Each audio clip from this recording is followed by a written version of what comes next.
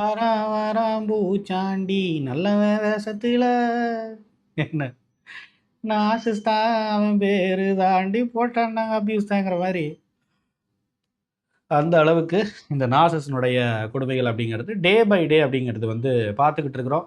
டைரக்டாவோ இன்டைரக்டாவோ நீங்கள் செய்திகளில் கேள்விப்படுற ஒரு கணவன் மனைவிக்குள்ள கூடிய சண்டை, இல்லை இது மாதிரியான சண்டை, அது மாதிரியான சண்டை, இது மாதிரி வந்து பலவிதமான இடங்களில் வந்து ஒரு டொமஸ்டிக் வயலன்ஸ், ஒரு டவுரி அப்யூஸ், இல்லை வந்து இந்த மாதிரி கணவன் மேலே வந்து பலவிதமான பொய் கேசுகளை கொடுத்த மனைவி, இந்த மாதிரி பார்க்கக்கூடிய பலவிதமான இடங்களில் வந்து ரொம்ப ஸ்கேரியாக இருக்கிற இடங்களில் கண்டிப்பாக நார்சிசிஸ் அப்படிங்கிறவங்களுடைய அந்த பர்சனாலிட்டியினுடைய ஆதிக்கம்ங்கிறது அங்கே அதிகமாக இருக்கும்.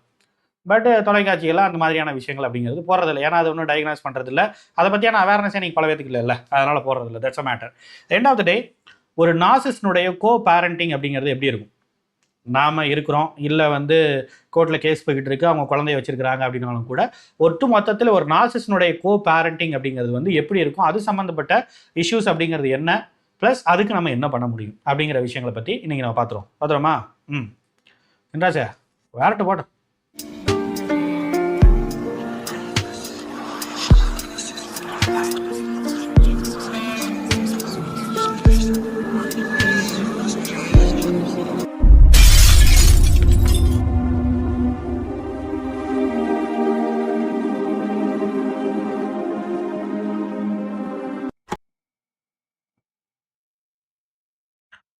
Okay. Welcome to the Human Expert Tamil. I am your Rajkumar Pandian, psychologist. The narcissist co-parenting tactics. என்னென்ன கதைகள் இது கொண்டுருங்க அப்படிங்கிறத பார்ப்போமா? இது ஒரு ஆணாக இருந்தாலும் பெண்ணாக இருந்தாலும் அவங்களோட பேரண்டிங் ஸ்டைல், ஒரு நார்சிஸ்னுடைய பேரண்டிங் ஸ்டைலுங்கிறது எப்படி இருக்கலாம்? ஃபஸ்ட்டு பார்க்கலாம், what is a hidden tactics. டாக்டிக்ஸ்னாலே ஹிடன் தானே, அதில் என்னத்தை இதுக்கு என்ன பெருசாக பண்ணிட போகுது இல்லையா? ஸோ மறைமுகமாக பண்ணக்கூடிய விஷயங்கள் தானே. இந்த ஃபஸ்ட்டு விஷயம் அப்படிங்கிறது நேரடியாக ஒரு நார்சிஸ்ட் தன்னுடைய குழந்தையினுடைய பெனிஃபிட்ஸை வித்ஹோல்டு பண்ணுவாங்க. எப்படி வந்து நமக்கு வந்து அஸ் இந்த ஒரு மேரேஜ் லைஃப்பில் இருக்கக்கூடிய ரிலேஷன்ஷிப்பில் நம்ம இருக்கிறோம் அஸ் அ ஸ்பௌஸாக, எந்த விதமான பெனிஃபிட்டும் நமக்கு இந்த சொசைட்டிலேருந்தும் கிடைக்கிறது இல்லை, இவங்க கிட்ட இருந்தும் கிடைக்கிறது இல்லை. இதே மாதிரி எந்த விதமான பெனிஃபிட்டும் தாங்கிட்ட இருந்தும் கிடைக்கக்கூடாது, இந்த சொசைட்டிலேருந்தும் கிடைக்கக்கூடாதுங்கிறதுல இவங்க ரொம்ப ரொம்ப கான்சியஸாக இருப்பாங்க. ரொம்ப முக்கியமான தன்னுடைய குழந்தைங்க வந்து எந்த இடங்கள்லையும் வந்து ரொம்ப ரிகக்னைஸ்டா, ரொம்ப அக்செப்டடா, முக்கியமாக ரொம்ப வந்து அப்படியே அடுத்தடுத்த கட்டங்களில் போகிற மாதிரி வந்து பலவிதமான ஒரு அச்சீவராக வந்து எங்கேயுமே தன்னுடைய குழந்தையை ஃபீல் பண்ணவே விட மாட்டாங்க. That's very very important thing. Of course yes, சைமல்டேனியஸாக ஒரு ஒரு ஒரு குறிப்பிட்ட பீரியடில் வந்து அவங்கள வச்சு இந்த குழந்தைய வச்சு ஒரு ட்ரையாங்குலேஷன் கேம் விளாடணும் அவங்கக்கிட்ட அப்படின்னு முடிவு பண்ணிட்டாங்கன்னா அவங்களுக்கு வந்து பயங்கரமாக கோல்டன் சைல்டு ட்ரீட்மெண்ட் கொடுக்கறதுலேருந்து அப்படியே பயங்கரமாக அவங்கள பார்த்துக்கிறது வைக்கிறதுங்கிறதெல்லாம் இருந்தாலும் கூட, இந்த ஒரு விஷயம் அப்படிங்கிறது இருந்தாலும் கூட அது ரொம்ப ரொம்ப டெம்பரவரி பேசிஸ் தான். எந்த ஒரு குழந்தைய தன்னுடைய கோல்டன் சைல்டாக பார்த்துக்கிட்டு இருக்காங்களோ அவங்களையே பயங்கரமாக டிஸ்கிரிமினேட் பண்ண ஆரம்பிப்பாங்க வெரி ஷார்ட் டேர்ம் பீரியடில். ஸோ என்றைக்குமே வந்து இவங்க வந்து எனக்காக இருக்கிறாங்க அப்படின்னு வந்து அந்த குழந்தையால் வந்து நம்பவே முடியாது. அந்த குழந்தையால் வந்து அப்படியே அந்த குழந்தை அப்படியே கொஞ்சம் கொஞ்சமாக அந்த அப்பா மேலேயோ அம்மா மேலேயோ அந்த நார்சிஸ் மேலே வந்து பலவிதமான பாசங்களை அப்படியே கொண்டு வரலான்னு நினைக்கும் போது அப்பா அப்படியே வந்து கட் பண்ணி நீ யாரோ நான் யாரோங்கிற மாதிரி ஒரு எமோஷனல் கேமுக்கு வர ஆரம்பிப்பாங்க. நான் அவனை விட்டுட்டு போனால் எப்படி இருக்கும் பாரு அப்படின்னு ஓரியன்டான அந்த எமோஷனல் பிளாக்மெயில் அப்படிங்கிற விஷயங்களையும் பண்ண ஆரம்பிப்பாங்க. ஸோ ஒட்டு மொத்தத்தில் எமோஷனல் ஓரியன்டாக அந்த குழந்தைக்கு தேவையான அந்த செக்யூரிட்டியும் அவங்க கொடுக்க மாட்டாங்க. ரெண்டாவது முக்கியமான விஷயம், ஒருவேளை டீச்சர்ஸ் பாராட்டிட்டாங்க, ஸ்கூலில் ஏதாவது ஒரு அச்சீவ் பண்ணிட்டோம், அதை பண்ணிட்டோம் இதை பண்ணிட்டோம்னு எதையாவது ஒன்று வந்து இந்த குழந்தை வந்து இவங்ககிட்ட சொன்னால் போதும், உடனே இவங்க என்ன பண்ண ஆரம்பிச்சிடுவாங்கன்னா இதெல்லாம் ஒரு விஷயமா, நாங்கள்லாம் 1900 அப்படின்னு ஆரம்பிச்சிடுறது. ரெண்டாவது அந்த ஒரு விஷயங்கள் ஆகா இந்த விஷயத்தில் வந்து இப்போ அவங்க டீச்சர் பாராட்டாங்க, இவங்க கொஞ்சம் ரெகனைஸ்டாக ஃபீல் பண்ணக்கூடாது அப்படிங்கிறதுக்காக இங்கே வந்து எக்ஸ்ட்ரா பலவிதமான வேலைகளை கொடுத்து நீ வந்து வேஸ்ட்டு தான் பாரு, நீ ஒன்றுத்துக்கு உதவாத ஒரு ஆள் தான் பாரு, அவங்களுக்கு எது அன்ஃபெமிலியராக இருக்கோ, எது அவங்களுக்கு வராதோ அந்த விஷயத்த அவங்கக்கிட்ட கொடுத்து நீ வந்து எப்படிப்பட்ட ஒரு ஆளுங்கிறத நீயே பாரு, நீ வந்து ஒரு அன்வொர்த்தியான ஃபெலோ அப்படின்னு பாருன்னு சைக்கலாஜிக்கலாக அந்த குழந்தைகளையே ஃபீல் பண்ண வைப்பாங்க. The constant comparison. Simple. ஒரு குழந்தை இன்னொரு குழந்தை இருக்குன்னா ரெண்டு குழந்தைகளுக்குள்ள கம்பேரிசன் ஏற்படுத்துறது, இல்லை பக்கத்து வீட்டு குழந்தைங்க கூட கம்பேரிசன் ஏற்படுத்துறது, சம்மந்தமே இல்லாமல் இவங்களோட ஏஜை விட ஒரு 5-6 வருஷம் கூட இருக்கிற ஒரு பர்சனோட கம்பேரிசனை ஏற்படுத்துறது, ஈவன் குழந்தைங்கிட்ட போய் ஈக்குவலாக உட்காந்துட்டு காம்படிட் பண்ணுறது. நீ இதில் ஜெயிச்சிட்டியா, நான் அதில் ஜெயிக்கிறேன் பாரு, யார் குழந்தைங்க கூட போய் இல்லையா? ஒரு பேரண்ட்னா என்ன பண்ணணும்? குழந்தைகிட்ட ஏமாறணும். குழந்தைகிட்ட உண்மையிலேயே வந்து தோக்கணும். அதுதானே உண்மையான பேரண்டிங், அதுதானே உண்மையான லவ்வா இருக்க முடியும். அவங்கள ஜெயிக்க வைக்க பார்க்கறதான ஒரு ஒரு அப்பாவோ, ஒரு அம்மாவோட கடமை. ஆனா இவர்கள் அப்படி இல்ல. தன்னுடைய சொந்த குழந்தையோடயே போய் தன்னை கம்பேர் பண்ணிக்கிட்டு, காம்படிட் பண்ணக்கூடிய, ரொம்ப ரொம்ப கேவலமான வேலைகளை செய்யக்கூடிய ஒரு ஆளா இருப்பாங்க இந்த narcissist. Got it. The moral domination முடிஞ்சு போச்சு. ஏதாவது ஒரு ரிலீஜியஸ் எடுத்துக்க வேண்டியது, இல்லை ஏதாவது ஒரு கல்ச்சர் எடுத்துக்க வேண்டியது, எடுத்துக்கிட்டு நான் வந்து ஒரு மாரல் போலீசிங் பண்ணுறேன்னு எப்போ பார்த்தாலும் அவங்கள மானிட்டர் பண்ணி இந்த நேம் ஆஃப் டிசிப்ளின் அவங்கள போட்டு பயங்கரமாக டார்ச்சர் பண்ணுறது. இதை செய்யக்கூடாது, அதை செய்யக்கூடாது, இப்படி இருந்தால் நீ எப்படிப்பட்ட ஒரு ஆள் தெரியுமா, எப்படிப்பட்டவங்க நினைப்பாங்க தெரியுமா, நான் வந்து இந்த சொசைட்டியில் ஏதோ ஒரு நல்ல மதிப்பு மரியாதைலாம் சம்பாரிச்சு வச்சுருக்கேன், இதுக்கு எப்படியே சம்பாரிச்சிருது, இது வழியில் போய் பார்த்தா எல்லாத்துக்கும் தெரியும், யாரும் வெளியில் சொல்கிறது இல்லை, சம்பாரிச்சு வச்சிருக்கேன் தெரியுமா, நீ வந்து அதை கெடுக்கிற மாதிரி இருக்க, அப்படி இப்படின்னு பலவிதமான விஷயங்களை பண்ணி ஒரு மாரல் போலீசிங் பண்ணி ஒரு பயங்கரமாக வந்து ஒரு டார்ச்சர் பண்ணி அவங்கள அந்த மாதிரியான ஒரு விஷயங்களை அவர்கள் செய்யக்கூடிய ஆளாக இருப்பாங்க. Got it? Yes. Then what are all the emotional game they will play? Big fake offers. இது கோல்டன் சைல்டு ட்ரீட்மெண்ட். எல்லா குழந்தைங்களுக்குமே ஒரு ஒரு அப்படியே பயங்கரமாக எப்போ பார்த்தாலும் வந்து அந்த ஒரு குழந்தைய வந்து ஸ்கேப் கோட் மாதிரி எதுக்கு எடுத்தாலும் குறை சொல்லிகிட்டே இருந்தாலும் கூட அந்த குழந்தையினால ஏதோ ஒரு பெனிஃபிட் வரும் அப்படின்னு ஏதாவது ஒன்று அவங்க கால்குலேட் பண்ணாங்கன்னு சொன்னால் திடீர்னு பார்த்தா ஒரு பெரிய ஆஃபரை கொடுப்பாங்க. நம்பவே முடியாது. நம்ம இப்போ நம்ம நினச்சிக்கிட்டு இருப்போம் அவங்களுக்கும் நமக்கும் ஒரு எமோஷனல் டிஸ்டன்ஸ் ஆகிடுச்சு, சரி நம்ம கிளம்பிடுவோம், இந்த ரிலேஷன்ஷிப் ஒன்றும் சரியில்லை போல அப்படிலாம் நினச்சிக்கிட்டு இருக்கும்போது திடீர்னு பார்த்தீங்கன்னா அந்த குழந்தைய அப்படியே ஹோல்ட் ஆன் பண்ணுறதுக்காக இவ்வளவு நாள் டிஸ்கிரிமினேட் பண்ணிக்கிட்டு இருந்த அந்த குழந்தைய, இவ்வளவு நாள் திட்டி தீர்த்துக்கிட்டு இருந்த அந்த குழந்தைய, ஏன்னா இவ்வளவு நாள் கில்ட்டாகவும் ஷேமாவும் ஃபீல் பண்ண வச்சுக்கிட்டு இருந்த அந்த குழந்தைய திடீர்னு பார்த்தா ஒரு பெரிய ஆஃபர் எடுத்து கொடுத்து அவன் கையில் கொடுத்து வச்சுக்க, அனுபவி அப்படிமா. அந்த குழந்தை அந்த ஆஃபரை பார்த்து இது வரைக்கும் செஞ்ச விஷயங்கள், பாவம் அந்த குழந்தைக்கு என்ன தெரியும், அப்பாவி தானே, இது வரைக்கும் செஞ்ச விஷயங்கள் எல்லாத்தையும் மறந்துட்டு என்னோட அம்மா தான் முக்கியம், இல்லை என்னோட அப்பா தான் முக்கியம்னு சொல்லிட்டு அவங்க பின்னாடி வந்து ஓடுறதுக்கான வாய்ப்புகள் நிறைய இருக்கு. அப்பாவி அப்படி பின்னாடி ஓடக்கூடிய குழந்தைகளை அடுத்த நாளே திருப்பி அதே ட்ரீட்மெண்ட்டை எப்படி எவ்வளவு ஹைக் அந்த அந்த ரோல் கோஸ்டர் எப்படி போகுது பாருங்க, எவ்வளவு ஹைட்டாக ஒரு ஏற்றி திருப்பி அப்படியே டவுன் பண்ணி அவங்களோட எமோஷன்ஸோட அப்படி டாக்ஸிக்காக விளையாடக்கூடிய ஆளாக இவங்க இருப்பாங்க.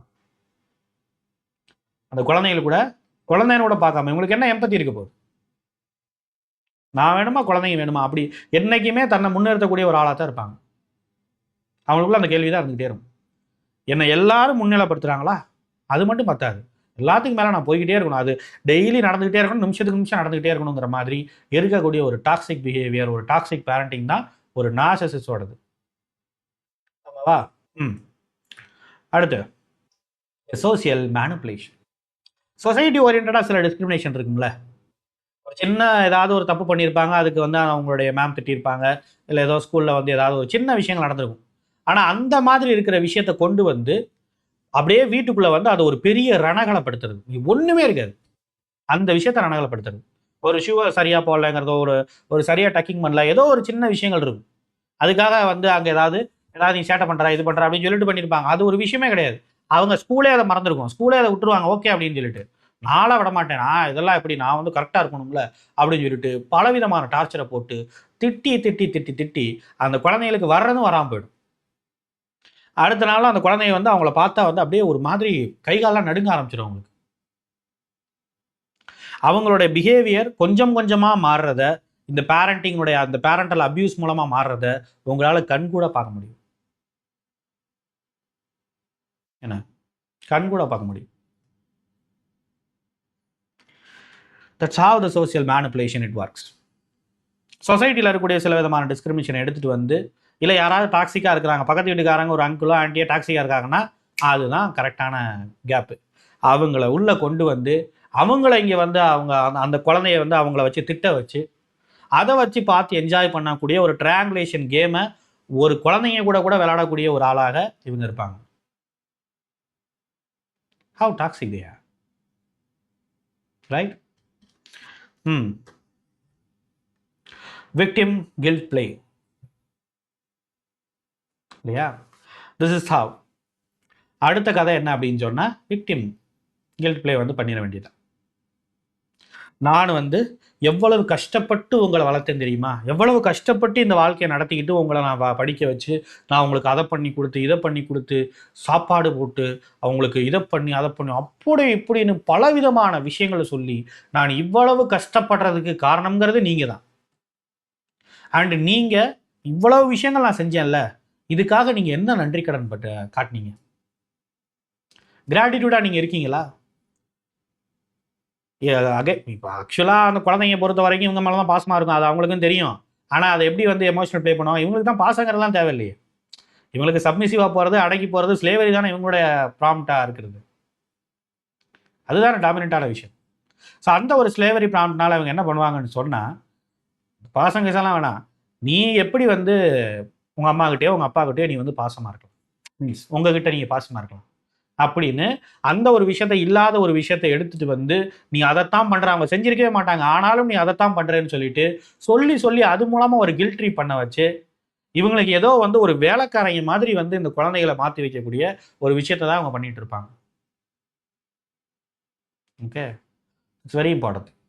எப்பயுமே அவங்கள வந்து ஒரு கில்ட் ட்ரிப்புக்குள்ளேயே ஒரு ஒரு ஷேம்குள்ளேயே அவங்கள வச்சிருக்கணும்னு நினைப்பாங்க. அப்போதான் இவங்க கண்ட்ரோலில் இருப்பாங்க அப்படிங்கிறதா அவங்களுடைய calculation. Got it. Then, stay grounded. How to do it?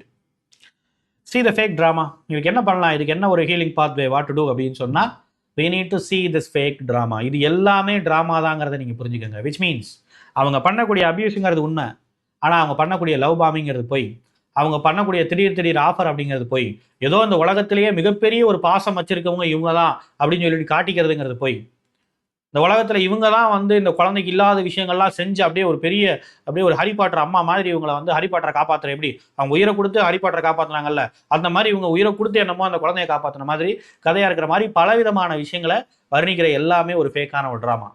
முக்கியமாக இவங்களை விட்டு வெளியில் வரலாம், மூவான் ஆகலாம் நீங்கள் யோசிக்கும் போது உங்களை வேணுக்குனே உங்களை ஒரு கில்ட்ரி பண்ணணுங்கிறதுக்காக, உங்களை ஷேமில் தள்ளணுங்கிறதுக்காக குழந்தைகளுக்கு அவ்வளோ விதமான விஷயங்களை பண்ணி பண்ணி பார்த்துப்பாங்க. அப்படி பார்த்துக்கும்போது உங்களுக்குள்ளேயே அது தோண ஆரம்பிக்கும். இது ஒரு ஃபேக்கான ஒரு ட்ராமா அப்படிங்கிறது we need to understand. Then what would be the second one? The reparenting. What would be the reparenting? நாம் இந்த குழந்தைங்க இந்த மாதிரி பலவிதமான எமோஷனல் வூண்ட்ஸ், அது மூலமாக அந்த குழந்தைகளுக்கே இந்த அளவுக்கு வந்து நமக்கே இந்த அளவுக்கு இந்த அப்யூஸுங்கிறது எவ்வளோ ஒரு பெரிய ட்ராமடைஸான ஒரு விஷயமா இருக்குது. அப்போ இந்த குழந்தைங்க இவ்வளவு சைல்டுஹுட்டில் ஒரு ட்ராமாவை அனுபவிக்கும் போது இவங்களுக்கு கண்டிப்பான ஒரு ரீபேரண்டிங் அப்படிங்கிறது தேவைப்படுது. இவங்களுக்கு நம்ம சைடில் இருந்து எந்த மாதிரியான ஒரு அக்செப்டன்ஸை கிரியேட் பண்ணுறது, எந்த மாதிரியான ஒரு என்வாயர்மெண்ட்டை கிரியேட் பண்ணுறது, இதுக்கு ஃபைனலாக என்ன தான் பண்ணுறது அப்படிங்கிறத ஸ்டெப் பை ஸ்டெப்பாக நீங்கள் வந்து தெரிஞ்சுக்க வேண்டியது இருக்குது. ஸோ அந்த ரீபேரண்டிங் பண்ணுறது மூலமாக மட்டும்தான் இவங்களால் ஏற்பட்ட அந்த லாஸை பூராத்தி நாம் வந்து கிளைம் பண்ணி அதை எல்லாத்தையும் சரி கட்டுறது மூலமாக எமோஷ்னலி இவங்களுக்கு ஒரு சேஃபான செக்யூரான ஒரு சூப்பர்பான என்வாயர்மெண்ட்டை வந்து அமைச்சு கொடுக்கறது மூலமாக நாம் இவங்களை ஓரளவுக்கு தேற்ற முடியும். ஏன்னா ட்ராமடைஸ் ஆகிருக்கிற ஒரு சைல்டு, அது சைல்டுஹுட்டில் இந்த மாதிரியான ஒரு ட்ராமா அனுபவிச்சிருக்க குழந்தைங்களை காப்பாற்றுறதுங்கிறது அவ்வளோ சாதாரணம் கிடையாது. ஓகே, இது எந்த அளவுக்கு போகும் அப்படின்னா நீங்கள் நினச்சே பார்க்க முடியாத அளவுக்கு இந்த சொசைட்டியை அவங்களை வெறுத்து ஒதுக்குற அளவுக்கு இவங்களும் போய் ஒரு நார்சிஸ்ட்டை சூஸ் பண்ணுற அளவுக்கான ஒரு டேஞ்சர் அப்படிங்கிறது இருக்குது. ஸோ அந்த ரீபேரண்டிங் எப்படி பண்ணுறது, ஒரு பேரண்டிங் ஸ்டைல் முக்கியமாக ஒரு நார்சிசிஸ்ட் ஓரியன்டாக அது இன்ஃப்ளிக்ட் பண்ணப்பட்ட ஒரு சைல்டாக இருக்குது. அந்த சைல்டை வந்து நம்ம எப்படி வந்து அவங்களுக்கு ரீபேரண்டிங் பண்ணி என்ன பண்ணலாம் அப்படிங்கிற விஷயங்கள் எல்லாத்தையும் நம்ம ஆன்லைன் தெரப்பி மூலமாக வந்து நம்ம தெரிஞ்சுக்கலாம். ஓகே, ஏன்னா இதெல்லாம் ஒரு பெரிய விஷயங்கள், உங்களோட சிச்சுவேஷன் எதுங்கிற அனலைஸ் பண்ணால் தான் நம்ம அடுத்தடுத்து என்ன பண்ணலாங்கிறத நம்ம சொல்ல முடியும். ஸோ அதுக்கு வந்து நீங்கள் தாராளமாக நம்மளுடைய அட்மினை வந்து கான்டாக்ட் பண்ணலாம். நம்ம டிஸ்கிரிப்ஷனில் அதுக்கான நம்பர் இருக்குது, தாராளமாக நீங்கள் வாட்ஸ்அப் பண்ணலாம். That's a matter. அண்ட் இது ஓரியன்டாக முதல்ல இந்த பேரண்டிங் எப்படி நம்ம இதை வந்து நம்ம கரெக்டாக எப்படி பண்ணுறதுன்னு தெரியணும்னா முதல்ல நமக்குள்ளே இருக்கக்கூடிய எமோஷனல் வூண்ட்ஸை நம்ம சரி பண்ணணும். ஒரு விக்டிம் என்றைக்குமே இன்னொரு விக்டிமுக்கு அவ்வளோ சீக்கிரம் உதவிட முடியாது. அப்போ நம்ம விக்டிம்லேருந்து சர்வைவராக மாறணும். நம்ம என்னைக்கு சர்வைவராக மாறுறோமோ அன்னைக்கு தான் நம்மளால் வந்து இன்னொரு விக்டிமுக்கு ஹெல்ப் பண்ண முடியும். விச் மீன்ஸ் நம்மளுடைய பேரண்ட்ஸுக்கு நம்மளுடைய இந்த பேரண்டிங் மூலமாக நம்மளுடைய சில்ட்ரனுக்கு ஹெல்ப் பண்ண முடியும். அப்போ அதை எப்படி பண்ணுறது, நமக்குள்ள இருக்கக்கூடிய எமோஷனல் வூண்ட்ஸை வந்து எப்படி சரி பண்ணுறது, அது ஓரியன்டான விஷயங்கள் எல்லாத்தையும் இந்த குரூப் தெரப்பி, இப்போ ஹீலிங் த இன்னர் சைல்டு அப்படிங்கிற குரூப் தெரப்பி இருக்குது, தாராளமாக அதை வந்து நீங்கள் பார்க்கலாம். ஓகே, அது சம்மந்தப்பட்ட டீட்டெயில்ஸும் வந்து you can take it from our admin. Okay, that's a matter. வேறு என்ன, என்றைக்குமே ஒரு நார்சிஸ்டினுடைய அபியூஸ் மூலமாக யாரும் வாழ்ந்ததாக சரித்திரம் இல்லை, யாரும் வீழாமல் போனதாகவும் சரித்திரம் இல்லை.